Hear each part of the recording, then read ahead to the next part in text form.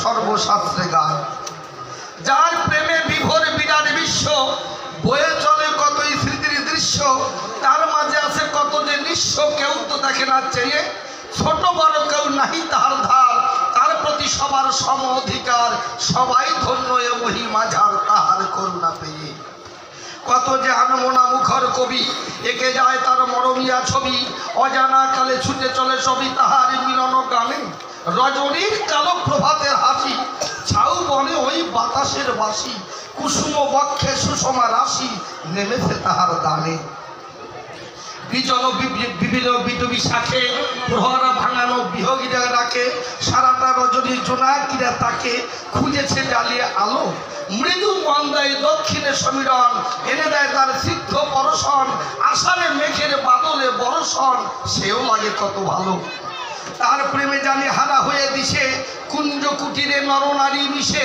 উষার আগমন দোয়েলার শিশে কান্নার বিথিকা তলে বক্ষেতে তুলি উতাল তরঙ্গ নদী পেতে চায় সাগর সঙ্গ এ জীবন তার মিলন ভঙ্গ তাই দুকুল ভাঙিয়া চলে প্রথমে তাহার চরণ দুখানি বন্দিলাম আমি করি জোর পানি ভজন সাধন আমি নহে জানি দেবার তো কিছু নাই যাহা দিয়াছিলে রাখিবারে প্রভু অভাগাতা তোমার পারেনি তো কভু হারাইছি সকল তা যেন তবু যা আছে দিয়াছি তাই যাহা কিছু ছিল হারিয়েছি সব মুখর মুখাজি হয়েছে নীরব থেমেছে জীবনের সব কলরব সব হারানোর গানে জীবন প্রভাতে নবারুণ লাগে কত যে কুসুম ফুটেছিল বাগে ঝরিল গধূলির বিদায় অস্ত রাগে কালের প্রবাহ টানে এতদিনে আমি বুঝিলাম সার তুমি বিনে আর কেউ নাই আমার মরিচিকা পূর্ণ মরুময় সংসার কেউ তো আপন নয়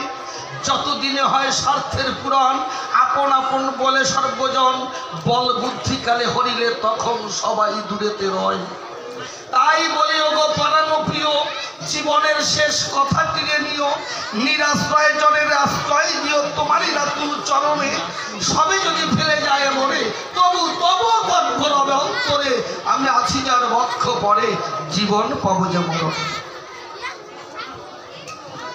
যাগ বাণী বন্দনা করে ক্ষান্ত টপ্পাখানির যে বৃত্তান্ত একান্ততা বলার প্রয়োজন জানেন যত বিজ্ঞ নয় আজকে নতুন একটা টপ্পা ধরে আজকে হবে নতুন কবির কীর্তন গতকালকে রামায়ণের ভাগবত জানাইছি আমাদের অভিমত আজকে নতুন সম্পদ আমরা করিব অর্জন অন্তরে করি বিবেচনা নতুন তাই টপ্পা করে দাঁড়ালাম এই আসরে আমি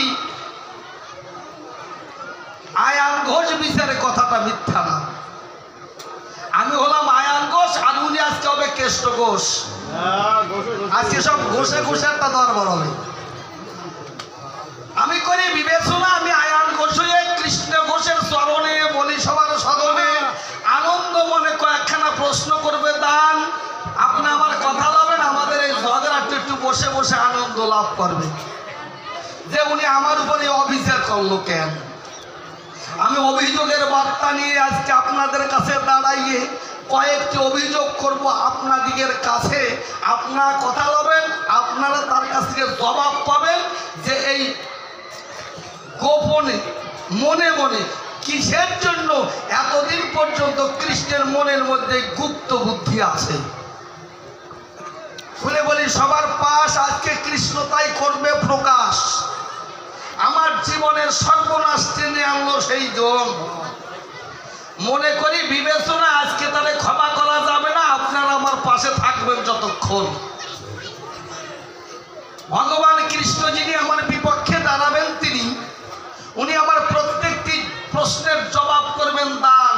অন্তরে করি বিবেচনা মনে আমার আছে বাবু। প্রথম আমি প্রশ্ন করব, আপনারা বসে থাকবেন সর্বজনা। আমি এক ঘোষের ছেলে, জানেই যত বিজ্ঞ দলে। আমি সারা জীবন সংসার জীবনে আনন্দে কাটাই। কাব্য সবাই কহি দাঁড়াই যা, আমার যৌবন বসে আমি করিলাম বিয়া। আমি সুন্দরী একজন রমণী ভাই, জানেন যত বিজ্ঞ নরে কি বলবো সবার গোচরে ওই মেয়েটার নাম রাধারানী হয়। জানেন যত জ্ঞানী নরে অনেক কষ্ট করে রাধাকে আমি বাম পাকে বসাইলাম এই দুনিয়ার গায়ে। সবার মধ্যে বলা ভালো, আমাদের যখন বিবাহ হলো তখন এই কৃষ্ণ কিন্তু একটু ছোট ছিল। আমি করি বিবেচনা কোনো এক সাম্পর্কিক অনুসারে কি বলবো সবার গোচরে এই কৃষ্ণ কিন্তু আমার ভাইনা দুনিয়ায়। আমি করি বিবেচনা তা ভাইনা মামার বাড়ির কিছু দায়িত্ব পায়। এই দায়িত্বটা আগে ছিল না। কৃষ্ণ যখন জগতে এলো ভাইনা রূপে, বলে আপনাদের কাছে সমীপে তিনজনের একজনের শক্তি উনি আদায় করে নিল, মানে জম জামাই আর ভাইনা বলছেন। এই কৃষ্ণ যে কাজ করে কি বলবো সবার গোচরে এই কাজের উপর নির্ভর করে এই যে মানে জম করে না শরিক হয় না, এর একজনের বাদ কিন্তু সে ভাই। তাই মনে করি বিবেচনা আজকে তর্ক করব, দুইজন আনন্দ পাবেন, সর্বজনা মিথ্যা কভু নয়। পুরান দিনের কথা বলতে গেলে পরে কি বলবো সবার গোচরে। আমি একদিন বসেছিলাম সাধনায়, খুলে বলি সবার সদন। আমি ছিলাম একজন ব্রাহ্মণ, নাকি ব্রাহ্মণ রূপে সাধনা করি। শুনবেন যত নরনারী ডাকতে ডাকতে দয়াল হরি আমার সম্মুখেতে আসে সর্বক্ষণ। নারায়ণ আমার সম্মুখে এলো, ডাক দিয়ে আমাকে বললো, আমাকে ডাকলি তুই বল কি কারণ। আমি তখন যুক্ত করে ডাক দিয়ে বললাম, প্রভু নারায়ণের ধারে নারায়ণ, সাধনা করছি, তোমার আমার একটা বিশেষ প্রয়োজন। নারায়ণ ধীরে ধীরে ডাক দিয়ে বলে, আমার গোচরে কি সম্পদের জন্য তুই করেছিস সাধন। আমি তখন ধীরে ধীরে ডাক দিয়ে বললাম, নারায়ণ ধারে ঠাকুর আমি করি বিবেচনা ভগবান যারা বা নারায়ণ যিনি সহজে তো সহজ কিছু দেয় না তিনি, তুমি আমার কথা নেবা, আমি যা চাই তা কি পাবো এইটা আগে কবা। কি চাবো তার দরকার নাই, আমি যা চাই তা কি পাবো। নারায়ণ ধীরে ধীরে ডাক দিয়ে কয়, আমার ধারে কি বলবো তোর গোচরে অন্তরে করি বিবেচনা, তোর ডাকে আমি সন্তুষ্ট হয়েছি, বলি তোর কাছাকাছি। আজকে তোর জবাব দিচ্ছি, যা চাবি আমি তাই তোরে করবো দান। আমি তখন যুক্ত করে বলেছিলাম, নারায়ণের ধারে তুমি ভালো করে বুঝাও মরে, যাহা চাইব দিবে আমার ভাই। নারায়ণ ধীরে ধীরে ডাক দিয়ে বলছে আমার গোচরে যে আমি তুই যা চাবি তাই দেবো, আমার কপালে যা হয়। কোনো বিবেচনা নাই, বল যা চাবি আমি তাই দেবো, আমার কপালে যা ঘটে ঘটুক। আমি তখন যুক্ত করে ডাক দিয়ে বললাম, প্রভু নারায়ণের ধারে নারায়ণ তুমি আমার কথা নাও, অন্তরে করি বিবেচনা, আমি তোমার লক্ষ্মীরে করি প্রার্থনা। লক্ষ্মীকে আমি বসাতে চাই ভাই। আমার কাছে বলুন দেখি, নিজের স্ত্রী বাঘের মুখে দিতে পারে, আর একজনের দ্বারা তো দিতে পারে না ভাই। ভগবান সন্তুষ্ট হলো, ডাক দিয়ে আমাকে বলল যে এটা কবু দেওয়া সম্ভব নয়। আমি তখন বললাম, নারায়ণে বলি সবার সদনে, তোমার নাই আমার কোনো প্রয়োজনে, তুমি সরে যাও। নারায়ণ তো সরে গেছে, কি বলবো, সবার কাছে আবার আমার ধ্যান আরম্ভ হয়ে গেছে, কর্তা কোথায় যাও। আবার যখন ধ্যান করি, জানবেন যত নরনারী আমার নারায়ণ হরির সম্মুখেতে অধিষ্ঠান হলো। তাই আমি আবার যুক্ত করে ডাক দিয়ে বললাম, নারায়ণের দ্বারে অগোসাই এসেছো কিসের দায়? বলে তুই না ডাকলে, তুই ডাকলে না এসে কি আসা, না এসে কি সারা যায়? বাবা কথা লবি, আবার ডাকছিস কেন তুই পড়ানো বলিয়ে কবি? বলে একই আমার চাওয়া, যদি থাকে পাওয়া, যদি হয় পাওয়া, তবে আমার সাধনার গান গাওয়া। আমি বলি তোমার কাছে অন্তরে করি বিবেচনায় একটাই বাসনা, তোমার লক্ষ্মীর আমার বামবাগে দরকার আছে। আবার সেজন যাই ফিরে, আবার যাই সাধনার ঘরে। এমনি করতে করতে 7 বার আমি করিলাম সাধন। 7 বার পরে কি বলবো, সবার গোচরে নারায়ণ সঠিকভাবে আবার আমার কাছে দিল দর্শন। কাব্য সবাই বলে রাখি, দেখি ধরেছে নারায়ণের 2টি আখি।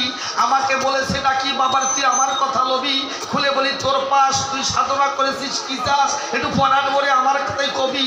আমি তখন যুক্ত করে বলেছিলাম, নারায়ণের ধারে যদি সন্তুষ্ট করবে বলে তুমি আমার কথা নাও, অন্তরে করে বিবেচনা অন্য কোনো বাসনা নাই। খুলে বলি, তোমার ঠাই দয়া করে তোমার লক্ষ্মীরে আমার বাম ভাগে বসাবা। তখন নারায়ণ ধীরে ধীরে ডাকতে বলছে, আমার গোচরে বহু কষ্ট হবে আমার এ জগতের গায়ে, তবু মনে আমার আছে ভাবো, ভক্ত বাঞ্ছা কল্পতরু কাব্য আমি করি শুরু। আমি আজকে দেবো আমার গুরু, আমার লক্ষ্মীরে ধরে দেবো তোর ভাই। খুলে বলি, তোর দাম আমি তোরে কথা দিলাম, তবে এ যুগে নয়। কোন যুগে? অন্তরে করি বিবেচনা, তুই এ জগৎ থেকে আপন ঘরে ফিরে যা আপন বিচারে। একদিন তুই দাপর যুগ আসলে তুই ব্রাহ্মণের রূপ পরিত্যাগ করে ঘোষের বংশে যাবি বিলক্ষণ। আয়ান ঘোষ হবি যখন, মনে আমার আছে বাবু, আমিও ঘোষের ঘরে জন্ম লব। তখন এই বাক্যটার হবে প্রয়োজন। তার কথায় পড়ে আমি জন্ম নিলাম ঘোষের ঘরে। আয়ান ঘোষ হলো আমার নাম।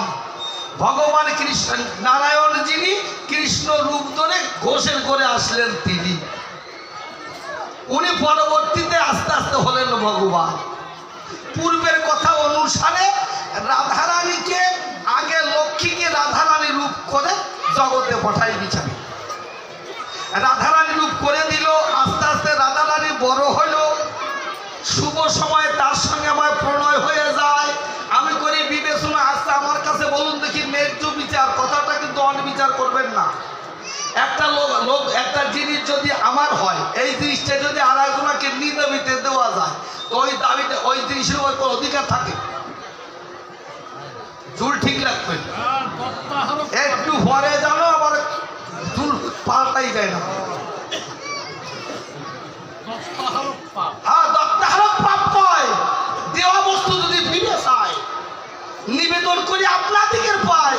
আমি বসেছিলাম সাধনায়, ডাক দিয়ে আমার প্রতি কয় আমি তোরে দেব, কিন্তু করি মানা, যে বস্তু দেব তো সাধনার বস্তু, সাধন করে রাখতে পারবি।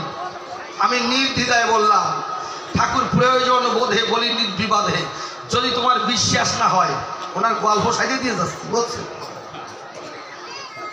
যদি তোমার বিশ্বাস না হয়, যদি বোঝো যে আমি রক্ষা করতে পারবো না, আমি যাতে রক্ষা করতে পারি, ওগো আমার নারায়ণ বা হরি, তুমি সেই ব্যবস্থা করে দাও।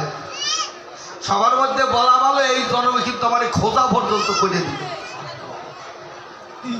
যাতে ওই বস্তু আমি কামনায় না করতে পারি ব্যবহার।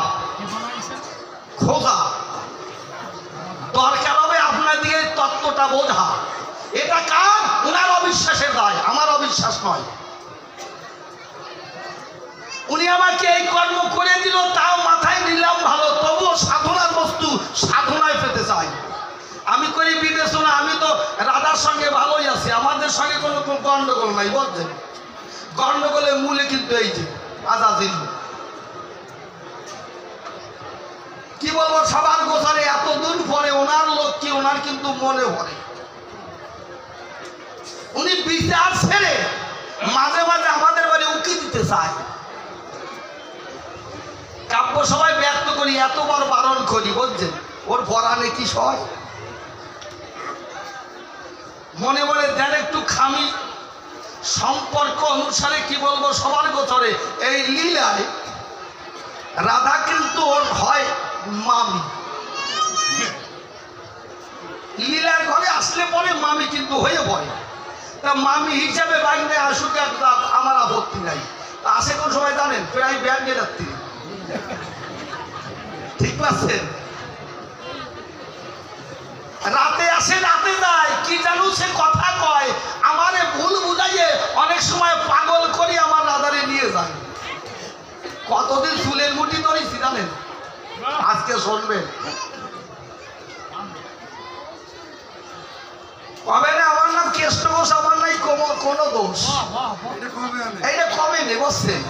কিন্তু আমি করি বিবেচনা, আমি তো ওই বাবরি চুল কতদিন বাইরে ধরেছি, কত গাছ ছেড়েছি, আমার ভগবান আমার মা ছাড়া তা কেউ জানে না। জানেন যত বিজ্ঞ নয়, তাই প্রথম প্রশ্ন করবো তোমারে, এ কৃষ্ণ তুমি আমার কথা নেও, কোন এক যুগে তুমি নারায়ণ ছিলে, তোমার লক্ষ্মীকে আমার সাধনায় আমাকে দিলে, সেই দেওয়া বস্তু কেন আমার রাত বিকেলে চাও? তুমি আমার কথা নেও, তাহলে দেওয়ার মান থাকলো কি? ওটা যে আমার সাধনা ধন। খুলে বলি তোমার স্মরণ জীবনে কোনোদিনে কামনায় দেয়নি গো পরশ। তুমি আমার কথা লবে কোন অপরাধে আমার বউ নিয়ে তুমি এই ক্যারি করতেছো, একটু ভালো করে সুন্দর করে জগতে বুঝাই দেবে। ধরো আমার কথা ধরো, তুমি যদি তোমার মামিনে নিয়ে এরকম রাজ বিয়ালে এভাবে কাজ করো, তাহলে এই শিক্ষা পাবে জনগণে। তাই তা তুমি কি বুঝাতে চাইছো? তাহলে আমি করি বিবেচনা, তোমার দেখা দেখি যদি মানুষ মামির সঙ্গে কাকির সঙ্গে এই নাইন শুরু করে, তাহলে তো জগৎ থাকবে না। কি থাকবে? এই আদর্শ গ্রহণ করলে পরে সমাজ যাবে সারে খারে। তুমি কৃষ্ণ নটবরে আমার কথা নেও, দেওয়া বস্তু কেনে নিলে খুলে বলি তোমার চরণ তলে একটু একটু সুন্দর করে, এর কারণ কি এটা একটু ভালো করে বুঝাইয়া দেব। ওনার নাম হচ্ছে কৃষ্ণ। একদিন ওই কর্ম করে যখন আসছি বাড়ির ঘরে, কি বলবো সবার গোচরে, আমার একজন বোন, এর নাম হচ্ছে জুটিলা, আর আমার মার নাম হচ্ছে কুটিলা। জুটিলা ডাক দিয়া জানায়, দাদা তুই আমার কথা লবি, রাঙাবো কোথায় গেছে কিন্তু খবর লবি। আমি বলে আজকে তো দিনের বেলা, ভাবে হলাম বিবলা, হয়তো জল আনবার জন্য যেতে পারে যমুনায়।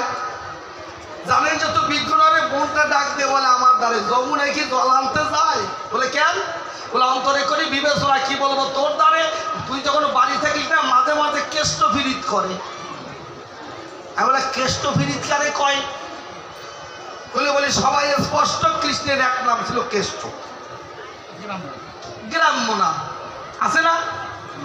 আমাদের ওই যে একজন আছে বলছেন, নাম হচ্ছে প্রেমানন্দ বৈরাগী ব্রাকেটে গেদু, নাম হচ্ছে পঞ্চানন ব্রাকেটে ফালসু, মানে ফালসু নামেই ছেলে, পঞ্চাননের ছেলে না। নাম হচ্ছে হারাদন ব্রাকেটে দোনাই। কি আপনার দেশে আছে না এরকম নাম? আরে মিথ্যা কমন আছে, কবিতা নতুন গান গাবো বোঝেন না? প্রত্যেকটা একটা পুরানটা শুনাই, আপনার মানে বিবেচনা সরকার খালি পুরান কয়, নতুনের আমদানি মোটে জোটে না, আজকে নতুন কইয়া তুই যাই এটা কবি জ্ঞান হয়তো জানেন যত বিজ্ঞ ননে।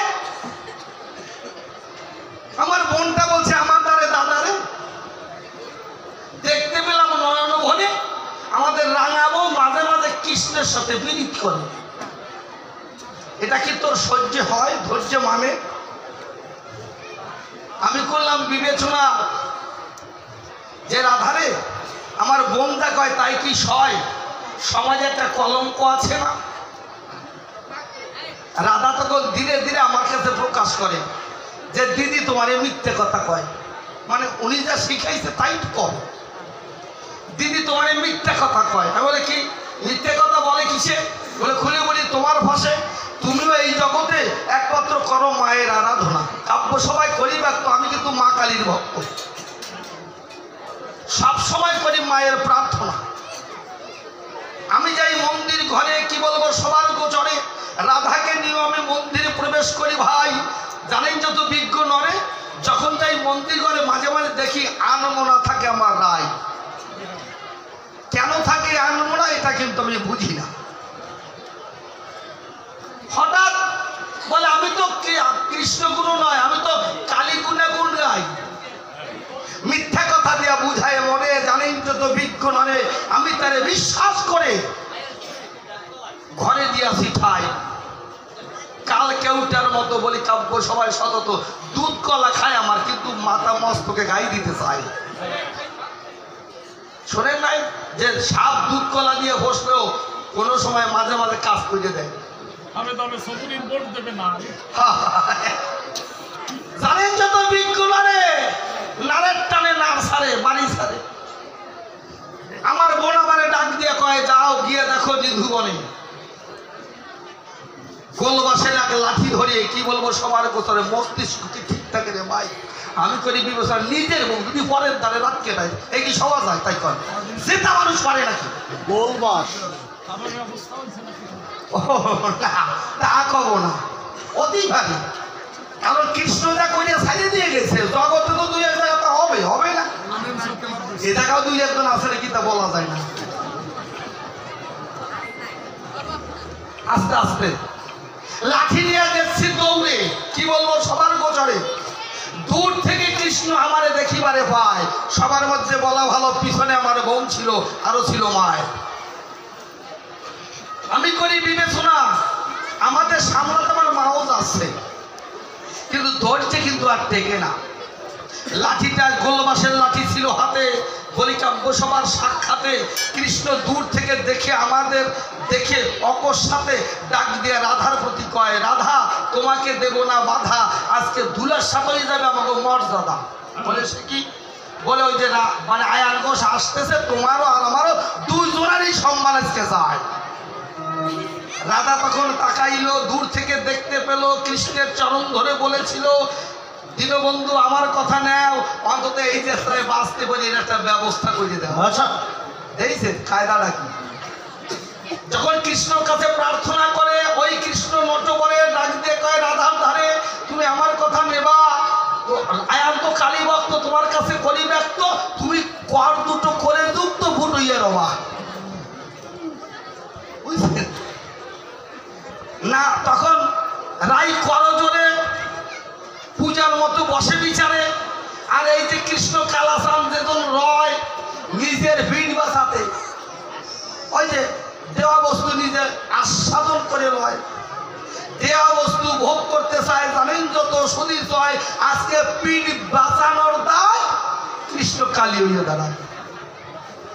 কৃষ্ণ যখন হলো কালী আর রাধারানী চোখের জল দিয়া ঢালি দোয়াই দিচ্ছে ভাই। আমি করি বিবেচনা কি বলবো সবার গোচরে মনে হয় জবা ফুল দিয়ে মায়ের সেবা করে। গোলবাসের লাঠি আমার হাতে আছে বলছেন তা ছাড়ি না, কি বলবো আপনাদিকে ধারে দূরে বসে থমকে গেলাম বিচারে দেখি কি হয়। দেখি রাধা তো রাধাই নয় কৃষ্ণ কালী হয়ে গেল। কোন সময় হয়েছে আমিও ঠিক পাইনি, ওটা পরের আসরে হবে। ডুক ফিরে যাবো না, উপরে ডুক কই তলের ডুক পরের আসরে কম। চতুর্ভুজ কৃষ্ণ যিনি সঙ্গে সঙ্গে রূপ পরিবর্তন করে বাঁশি রেখে ওসি নিয়ে দাঁড়ালেন তিনি। চতুর্ভুজে কৃষ্ণ হয়ে গেল, চতুর্ভুজ বুঝে না ভুজ মানে শঙ্খ চক্র গদা পদ্মধারী।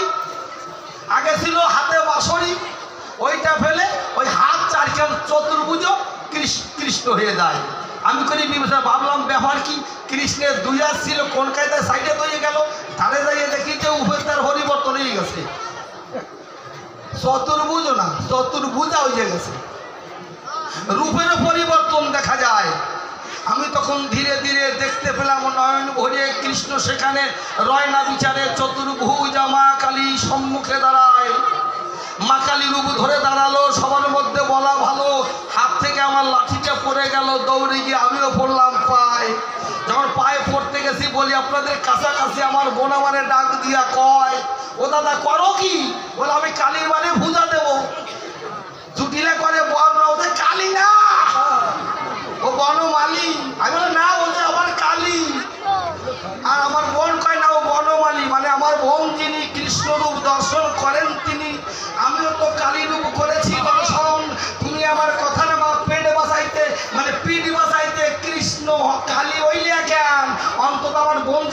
সত্যি না মিথ্যা এটা একটু ভালো করে বুঝে তুমি আমার কথা না নিজের পিঠ বাতাতে কৃষ্ণকালী কেন হলে বনমালী আমার কাছে দাও না বলি আজ বলি আজকে তোমার জীবন যাবে খালি খালি আমি তোমার কাছে করি উচ্চারণ আমি করি বিবেচনা কেন দেওয়ার বস্তু তুমি নিয়ে কাব্য সবাই বুঝাই করে আজকে হরণ করিয়ে এ সমস্ত লীলা করিয়ে তুমি কি বা সম্পদ পাও কি আপনাদের যা হচ্ছে তাই হচ্ছে তো কইয়েন না যা কইলাম তা সরকাররা ঘুরে ঘুরে আর একটা কইয়ে গেছে দ্বিতীয় প্রশ্ন করলাম তারে শুনলেন যত বিজ্ঞ নরে তৃতীয় প্রশ্ন করব কৃষ্ণের পায় আমি করি বিবেচনা এই জগতে কেউ কালী ভক্ত কেউ কৃষ্ণ ভক্ত তাই না তুমি যদি কৃষ্ণ কালী হতে পারো কালী হয়ে আবার যদি কৃষ্ণ হতে পারো কৃষ্ণ কালীর মধ্যে যদি তোমাদের মধ্যে তফাৎ নাহি রয় তুমি আমার কথা নেবা তোমার যারা ভক্ত এরা কেন কালী পূজার প্রসাদ গ্রহণ করে না তুমি আমার কথা নাও এই প্রশ্নটার জবাব একটু সুন্দর করে আসলে বুঝাইয়ে দাও যেই কালী সেই বর্ণমালী এটা যদি হয় তুমি আমার কথা হবে অন্তত কালী পূজার ভক্তরা কিন্তু কৃষ্ণ পূজার প্রসাদ খায়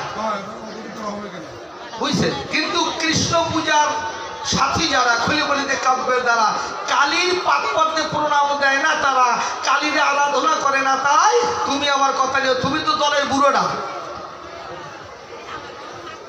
তুমি কালী যদি এক সপ্তাহ তোমার ভক্তরা এই দ্বিমত পোষণ করে কেন এটা একটু সুন্দর করে আসল মধ্যে বদ্ধ লোকের মতো কও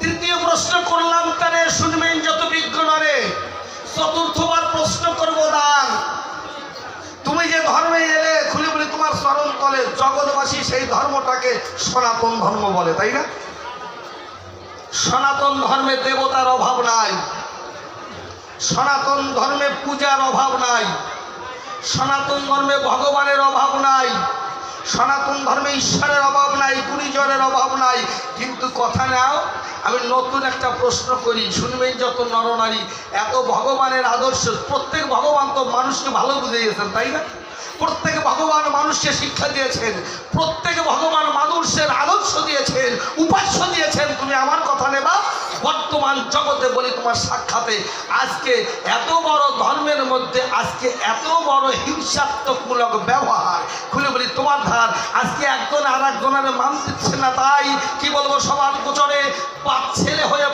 বাবাকে আঘাত করে আজকে এক পুলিশ কর্মী আমাকে জানায় আমি করি বর্ণনা দাদা দেখেন ছেলের আঘাতে বলে আপনাদিকে সাক্ষাতে বাবার কপাল ফেটে রক্ত ধরে পায় তুমি আমার কথা নিও এখানে অবস্থার কারণটা কি সনাতন ধর্ম যাহা কয় নিবেদন করি তোমার পায় আজকে যদি সনাতন ধর্মের এই সামাজিক দর্শনটা ক্ষুণ্ণ হয়ে যায় আমি করি বর্ণনা জগৎ সংসারে ধর্ম কাকে বলে এইটাই একদিন মানুষ কখনো চিনতে চেষ্টা করবে না কেন ধর্ম কেন সমাজের এত অবক্ষয় নিবেদন করি তোমার পায় কি হলে এই অবক্ষয়টা দূরে যাবে তাই আমরা আবার ধর্মে যাব মনে আবার আছে ভাবো আমরা দীনবন্ধুর গুণাগুণ গাবো এই কথাটা তোমার কাছে জানাই কথা নিও কিভাবে আমার আদর্শ উপাস্য প্রিয় হয়ে আমরা দীনবন্ধুর নাম স্মরণ করতে পারবো কথা নেবা এই অবক্ষয় কেন এর উপায় কি এইটা একটু সুন্দর করে আসলে মধ্যে বুঝাই যেতে ভালো ভালো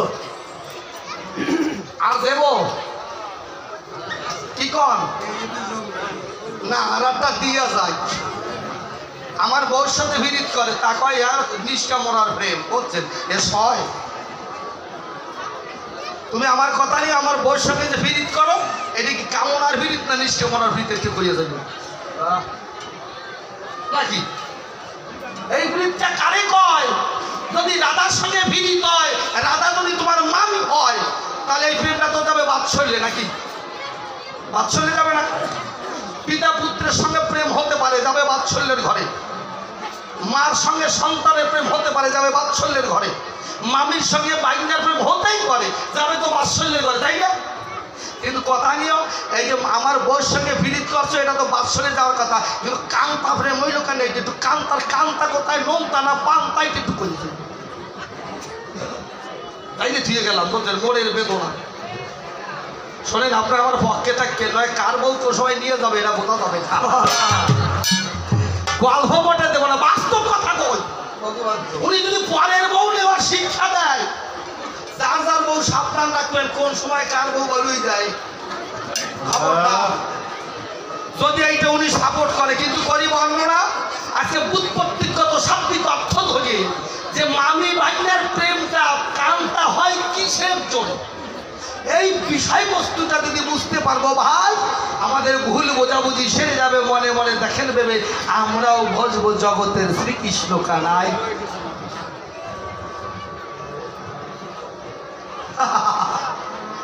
অন্তর করে বিবেচনা আর বলবো না, আপনার বসে বসে শুনবেন সর্বজন। এবার একটা দুয়া দিয়ে আমার মতো যাবতীয় সে এসে করুক ঘন্টা 500 কীর্তন।